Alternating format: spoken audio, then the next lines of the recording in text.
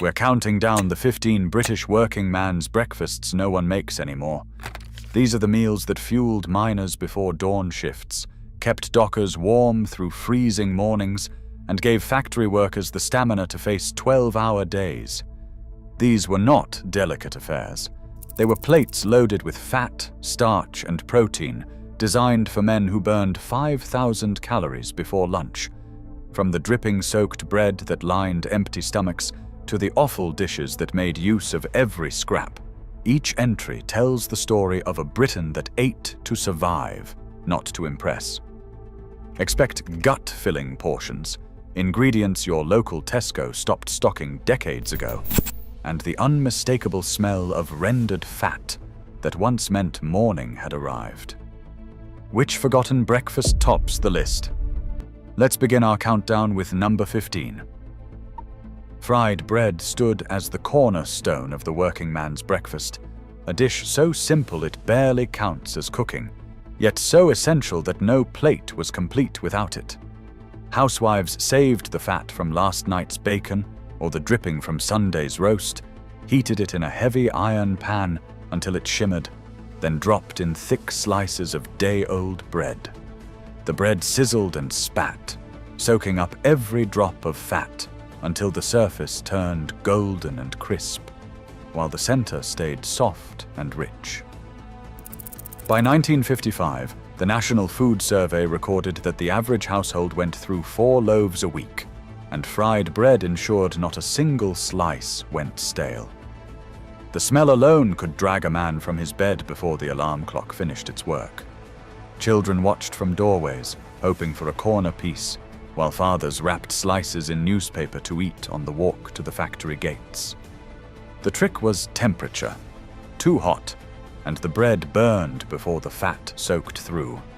Too cool, and the result was greasy and limp. Every mother knew exactly when the fat was ready by the sound it made.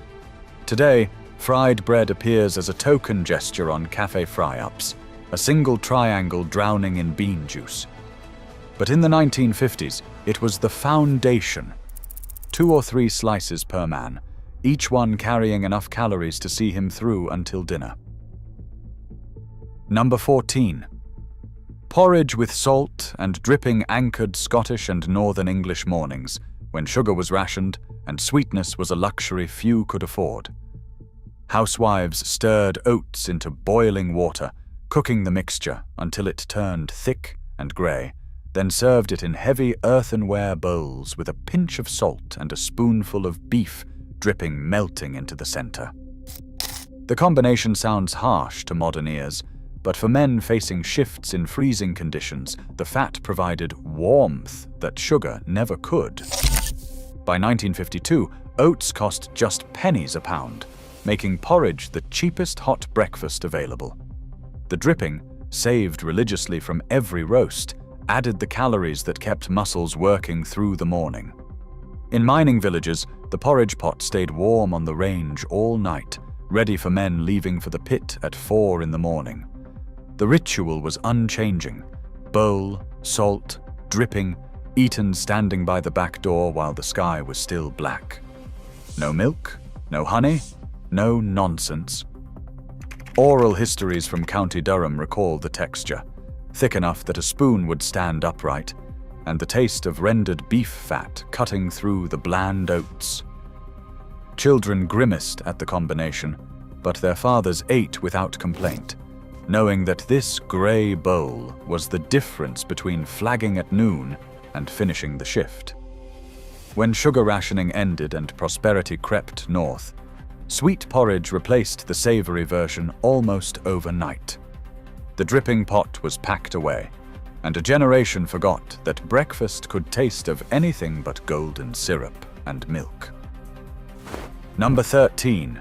Bloaters and toast brought the taste of the sea to breakfast tables across East Anglia and beyond. These whole smoked herrings, ungutted and intensely flavoured, arrived at fishmongers wrapped in newspaper, their silver skins glistening with salt and oil. Housewives grilled them until the skin blistered and the flesh turned flaky, serving them alongside thick slices of toast spread with butter, or, more often, margarine. In Great Yarmouth, the bloater trade employed thousands. By 1958, the town's smokehouses processed over 20,000 tons of herring each year, and the smell of wood smoke and fish hung over the streets from October to March. A pair of bloaters cost less than a shilling, making them one of the cheapest sources of protein available to working families. The eating was an art. Men learned to navigate the bones with practiced fingers, stripping the flesh in long ribbons and piling it onto toast. The roe, creamy and rich, was considered the prize, spread like butter and eaten with relish. The whole fish was consumed, heads included by some, with only the backbone left on the plate. Children often refused the strong, smoky flavor, but their fathers ate bloaters 3 or 4 mornings a week without complaint. The intense saltiness meant a single fish could carry a man through hours of physical labor, the protein and fat releasing slowly as the morning wore on. When frozen fish fingers arrived in the 1960s, the bloaters' days were numbered. The smell, the bones, the effort of eating properly became obstacles rather than rituals. Today, bloaters survive only in specialist fishmongers and the memories of those who remember when breakfast meant the sea. Number 12. Deviled kidneys on toast appeared on breakfast tables when offal was ordinary, and nothing from the butcher's block went to waste. Lamb's kidneys, halved and cored to remove the white membrane, were fried fast in butter with a shake of cayenne pepper, a splash of Worcestershire sauce, and a spoonful of English mustard. The result was dark, rich, and intensely savory, piled onto thick toast and eaten before the juices soaked through. By 1953, kidneys cost just 9p a pound, a fraction of the price of bacon or sausages. Housewives bought them fresh from the butcher on Saturday morning, storing them in the cold larder until Monday's breakfast. The preparation took minutes, but the result was a meal substantial enough for the heaviest labor. The taste divided families. Children pushed the dark meat around their plates, suspicious of the texture and the faint mineral tang. But fathers and grandfathers ate with enthusiasm, mopping up the spiced butter with bread and declaring themselves ready for work. Oral histories recall the smell filling terrace kitchens, the sizzle of the pan, and the ritual of breakfast served before the sun rose. Deviled kidneys were not weekend food. They were Monday morning fuel, eaten standing at the counter while the rest of the household slept. When supermarkets began dominating the high street, kidneys disappeared from mainstream shelves. The skill of preparation faded with the independent butchers who once sold them by the handful. Today, deviled kidneys survive as a gastropub curiosity, stripped of the workday context that once made them essential. Number 11. Bacon and bubble formed from the wreckage of Sunday dinner, transformed into Monday morning fuel. Housewives gathered cold mashed potato and leftover cabbage from the meat safe, mixed them together, and fried the lot in bacon fat until a thick crust formed on both sides. Rashers of streaky bacon, the cheapest cut available, cooked alongside until crisp. By 1956, bubble and squeak appeared in nearly half of British households at least once a week, according to the National Food Survey. The dish wasted nothing, turning Sunday's vegetables into something hot and filling for the start of the working week. The bacon added salt and fat, the bubble provided bulk, and together they formed a breakfast that cost almost nothing but delivered everything a man needed. The secret was patience. The potato mixture had to be pressed flat and left undisturbed until the bottom turned almost black. Only then could it be flipped, revealing a crust that shattered at the touch of a fork. The smell of frying potato and rendered bacon fat drifted through houses and out into streets, marking the start of another week. Children often claimed the crispiest corners, while fathers took the larger portions, knowing the morning ahead would demand every calorie. The plate was wiped clean with bread, leaving nothing behind but the memory of the meal. As convenience foods filled freezers and fresh vegetables became year-round commodities, the logic of bubble and squeak faded. Why save Sunday's cabbage when you could open a tin? The dish retreated to memory, its absence a quiet marker of how Britain learned to waste what it once treasured. Number 10. Kedgeree fed the morning tables of Britain long before eggs Benedict crossed the Atlantic. This mixture of smoked haddock, rice, hard-boiled eggs and curry powder arrived via the Raj, adapted by Victorian cooks into something uniquely British. By the 1950s, Kedgeree had settled into working-class kitchens as a way to stretch a small piece of fish into breakfast for the whole family. Housewives poached the haddock in milk until it flaked, mixed it with leftover rice, chopped eggs, and a generous pinch of curry powder, then warmed the lot in a pan with butter. A single fillet of smoked haddock, costing about 1 6, could feed 4 when bulked out with rice and eggs. The smell was distinctive, a mixture of smoked fish and spice that announced breakfast before the kettle boiled. In port towns and fishing villages, Kedgeree appeared several times a week, a practical solution to the abundance of smoked fish and the need for filling breakfasts. When ready meals promised convenience and curry houses offered the real thing, Kedgeree lost its purpose. The dish survives today in hotel breakfast buffets, but the weekday working breakfast it once anchored has vanished entirely. Number 9. Kippers with bread and butter carried the smokehouse into the kitchen. It was a breakfast so pungent it announced itself before the plate arrived. These split and smoked herrings, butterflied and brined, were grilled or poached until the flesh turned golden and the oils ran clear. Served with thick slices of bread to soak up the juices, kippers were the taste of coastal Britain brought inland. By 1954, kippers sold for less than $1 a pair, making them affordable even for the tightest budgets. The fish arrived at the table whole, skin glistening, and eating them properly required skill. Men stripped the flesh from the bones with practiced movements, piling it onto buttered bread and eating in large mouthfuls. The smell divided households. Wives complained that the scent clung to curtains for days. Children refused to eat in the same room. But for the men who rose before dawn to face the factory floor or the construction site, kippers provided protein and fat in exactly the proportions hard labor demanded. Oral histories from Whitby and Craster recall the morning ritual. Kipper on the plate, pot of tea on the table, and the wireless murmuring the shipping forecast. The meal was eaten quickly and without ceremony, fuel rather than pleasure, though many came to love the intense, salty flavor. When concerns about bones and smell combined with the convenience of frozen fish, kippers retreated from everyday tables.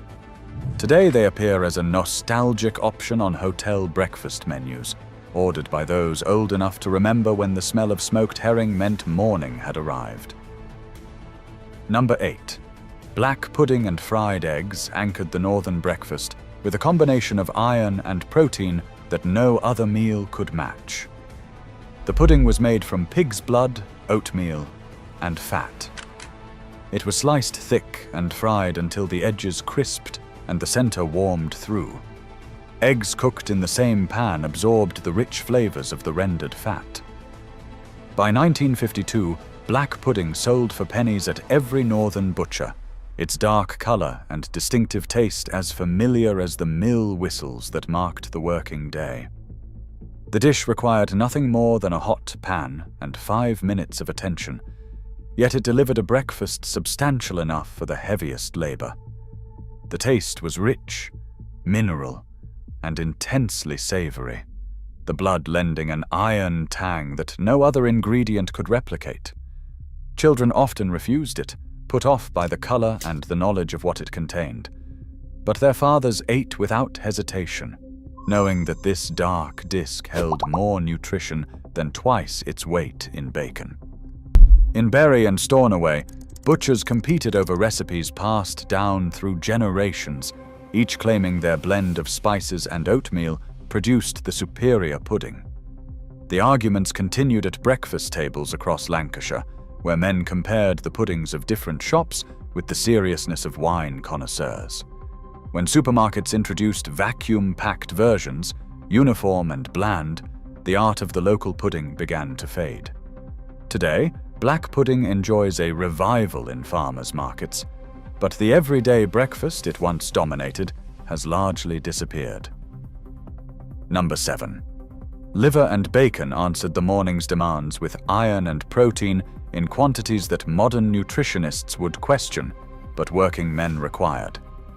Thin slices of lamb's liver, bought for 9p a pound, were fried fast in a smoking hot pan alongside rashers of streaky bacon.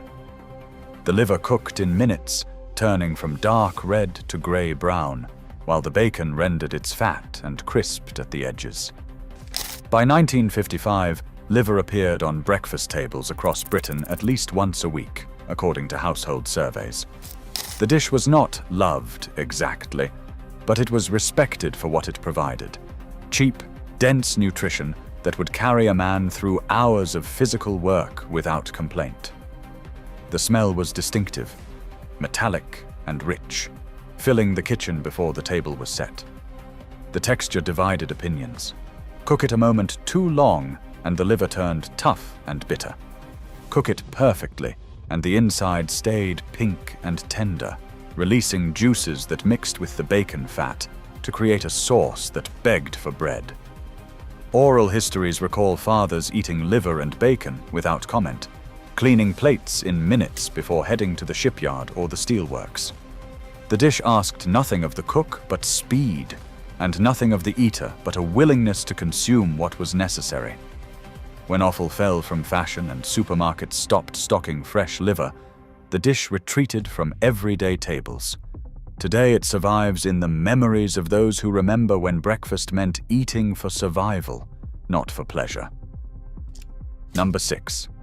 Bacon ribs with bread delivered the fatty, meaty satisfaction that started the day right for those who couldn't afford prime cuts. Butchers sold these bony, flavorful pieces for almost nothing, knowing that families who couldn't stretch to back bacon would take whatever they could get. Housewives boiled or grilled the ribs until the meat fell from the bone, serving them alongside thick slices of bread to catch the dripping fat. In the 1950s, bacon ribs cost a fraction of regular rashers, making them the fallback for families stretching every penny. The meat was streaked with fat and clung to the bone, requiring fingers rather than forks to eat properly. Children gnawed at the bones while fathers stripped the meat in efficient movements, wasting nothing. The taste was intensely porky, saltier and fattier than lean bacon, with a richness that carried through the morning. The bones themselves were often saved, thrown into the stock pot to flavor the week's soups and stews. Nothing was discarded. Oral histories from industrial towns recall the breakfast as a twice-weekly ritual, served when the housekeeping money ran short, but the need for calories remained. The ribs were not elegant, but they were filling, and that was all that mattered to men facing 10-hour shifts. When prosperity brought better cuts within reach and bacon ribs disappeared from butchers' counters, the dish faded from memory. Today, they appear occasionally in Caribbean or American-style cooking, stripped of the workday context that once made them essential British fare. Number 5. Fried herring. Roes on toast celebrated a part of the fish that modern eaters throw away without thought. These soft roes, creamy and rich, were dredged in seasoned flour and fried in butter until golden, then served on thick toast with a squeeze of lemon. The dish cost almost nothing, yet delivered a breakfast fit for the hardest working man. By 1953, fishmongers sold roes by the handful for pennies, a byproduct of the herring trade that most considered waste. Housewives who knew their value bought them fresh on Friday mornings, cooking them while the household still slept. The texture was unlike anything else on the breakfast plate, soft, almost custard-like, with a delicate fish flavor that intensified when fried. The outer coating crisped, while the inside stayed creamy, creating a contrast that made each bite satisfying. Children often refused them, suspicious of the appearance and texture. But fathers ate roes with enthusiasm, spreading them on toast and finishing before the tea went cold. The protein and fat content made them ideal fuel for physical labor, sustaining energy through the long morning hours. When the herring stocks collapsed and fish became something that came from freezer cabinets rather than fishmongers' slabs, roes vanished from British breakfasts. The skill of preparing them faded with the generation that remembered when nothing from the sea was wasted. Number 4. Grilled bone marrow on toast turned the butcher's scraps into morning luxury for those who knew where to look. Housewives bought marrow bones for a few pence, roasted them until the fat inside turned soft and molten, then scooped the contents onto thick slices of toast with a sprinkle of coarse salt. In the 1950s, marrow bones were almost free, considered waste by those who did not understand their value. The men who ate marrow for breakfast knew differently. The rich, unctuous fat spread like butter, but delivered far more calories, coating the mouth and providing fuel that lasted through the morning. The preparation required patience. The bones needed time in a hot oven, emerging with their contents bubbling and brown at the edges. The marrow itself tasted of deep, beefy richness, intensely savory, and almost overwhelmingly fatty.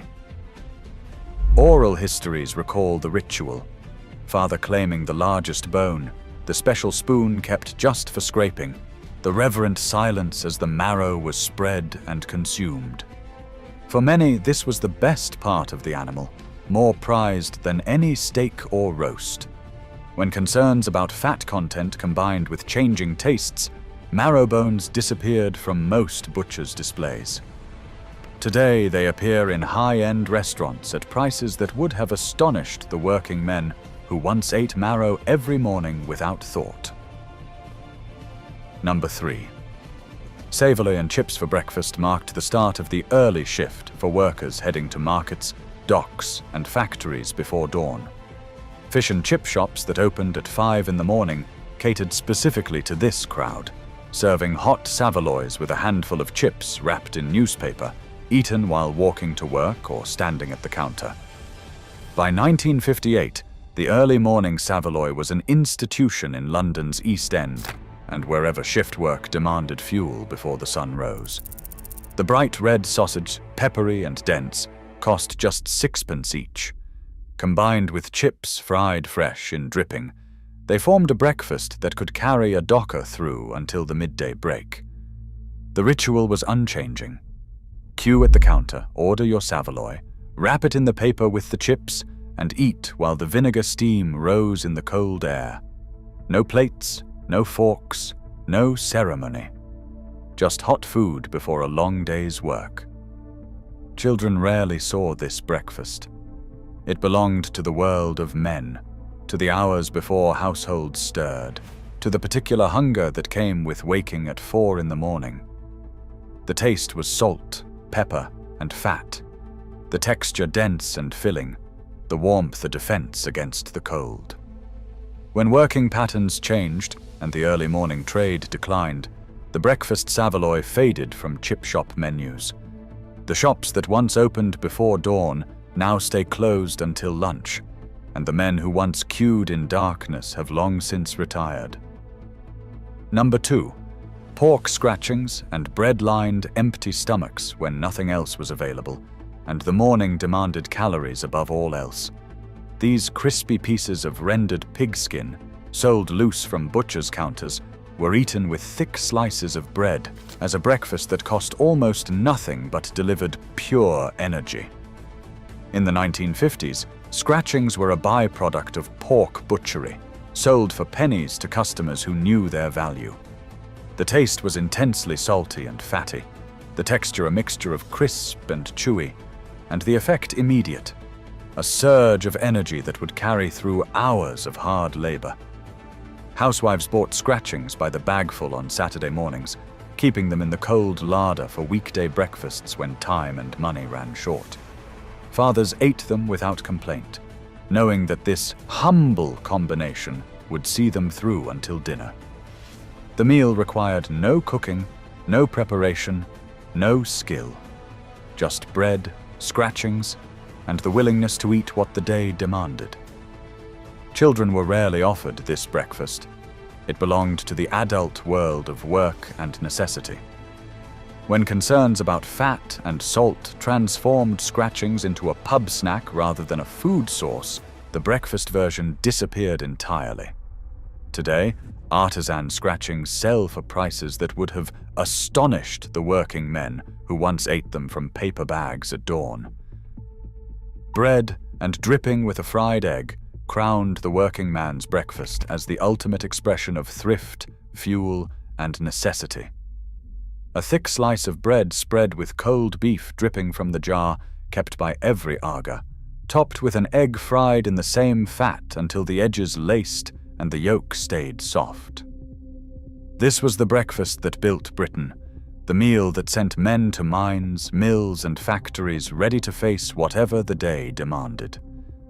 By 1952, dripping cost nothing because people saved it rather than bought it, and eggs were among the few proteins not strictly rationed.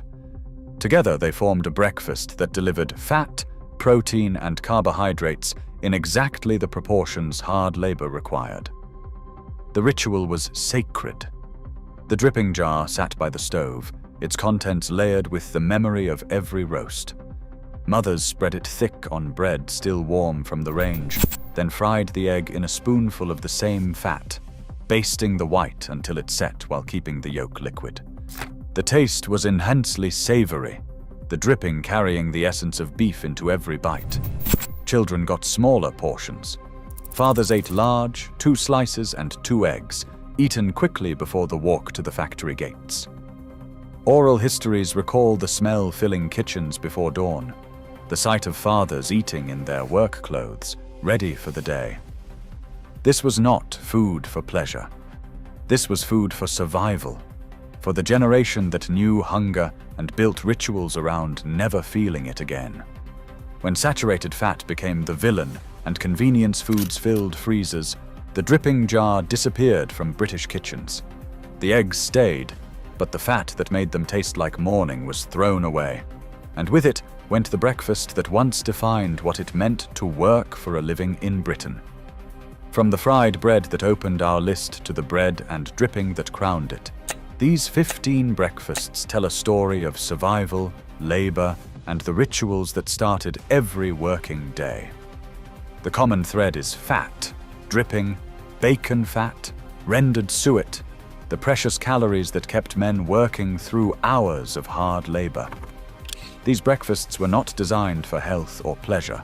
They were designed for survival.